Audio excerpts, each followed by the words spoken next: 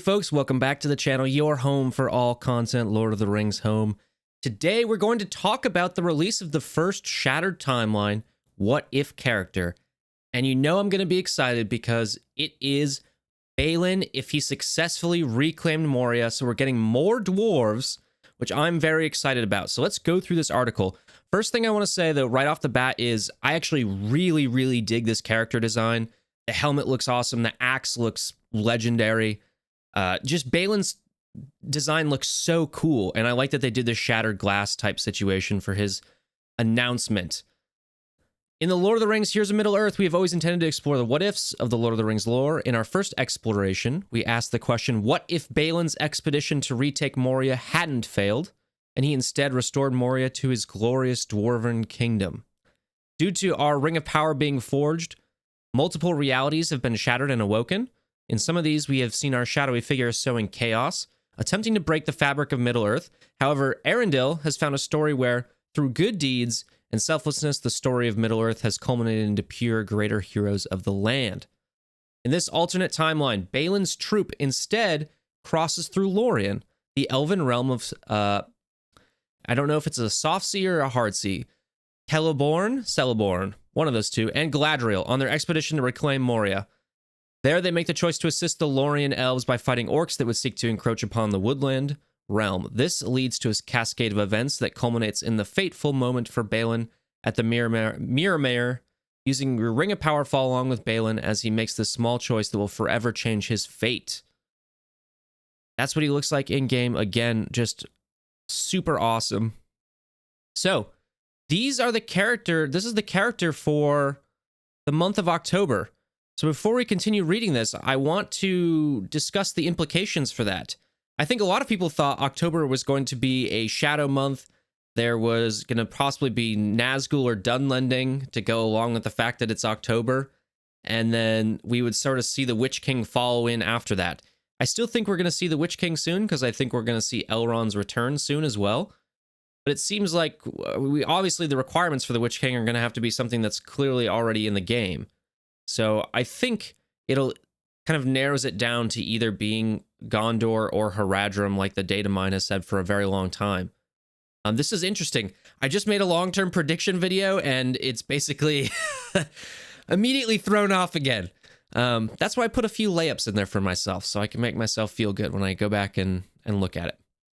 It seems to be a record of the fortunes of Balin's folk, Gandalf said. I guess that it began with their coming to Dimril Dale nigh on 30 years ago. Listen to this. We drove out orcs from the gate and guardroom. We slew many in the bright sun in the dale.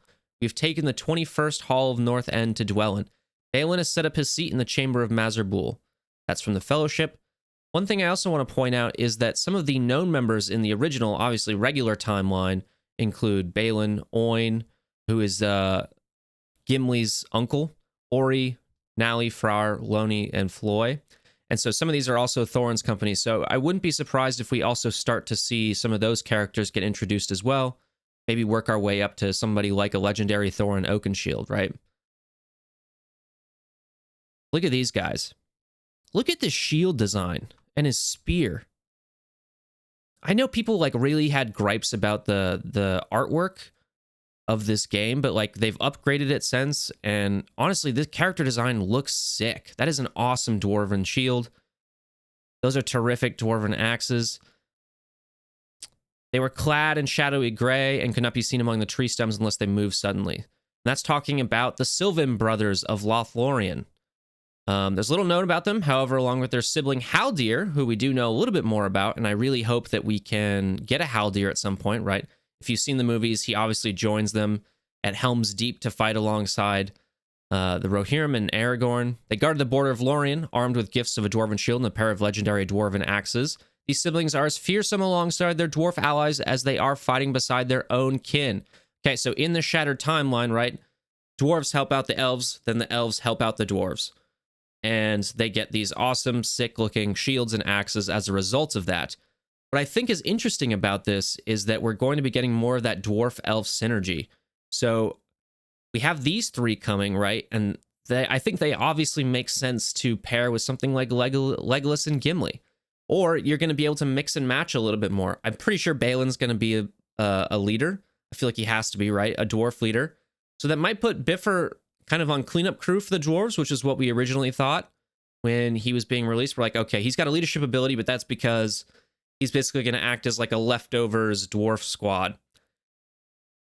We'll see. I mean, obviously, this is probably going to work well with Legolas's leadership as well. So I think there's a lot of cool synergy mixing and matching that we're going to see. I'm very excited to see the kits for all of that. And what I hope it means is that we're going to get some other things down the road. But I don't know how they're going to do.